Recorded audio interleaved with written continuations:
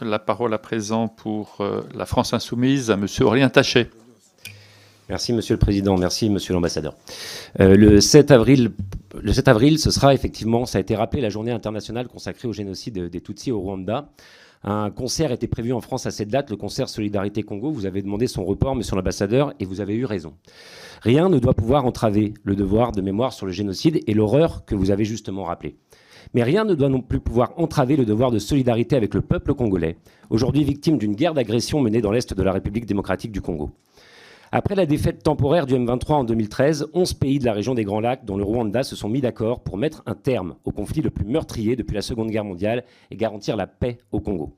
Ce protocole d'Addis Abeba imposait à ces États le respect de toutes les souverainetés et proscrivait toute forme d'ingérence interne dans les pays voisins. Alors, Monsieur l'Ambassadeur, j'ai bien compris que vous nous disiez que votre pays n'avait aucun lien direct avec le M23. Tous les documents de l'ONU et des instances internationales disent l'exact contraire.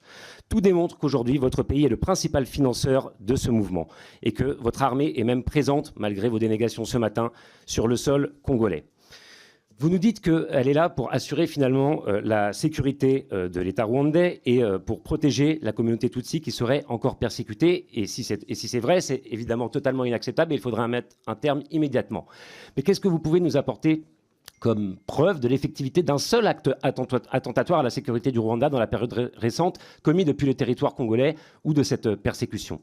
Car tout porte à croire au contraire que l'objectif premier du M23 et de l'armée rwandaise est de capter les nombreux minerais que compte la région. Tout cela est en revanche parfaitement documenté. L'ONG Global Witness estime par exemple que 90% du volume de cobalt exporté par le Rwanda est introduit illégalement dans le pays depuis le Congo. Aucune action de groupe terroriste n'est effectivement tolérable, mais aucune action de groupe terroriste ne peut justifier non plus le massacre de populations civiles ou la volonté d'annexer un pays. Alors, Monsieur l'Ambassadeur, je vais vous poser une question simple. Est-ce que votre gouvernement compte ou non appliquer la résolution 2773 du Conseil de sécurité qui demande le retrait immédiat des troupes rwandaises et du territoire congolais et la cessation de tout appui au M23? Et est-ce que, puisque vous avez parlé de solution politique, la solution politique que vous imaginez, enfin celle que vous avez à l'esprit, garantira bien l'intégrité territoriale de la République démocratique du Congo? Merci.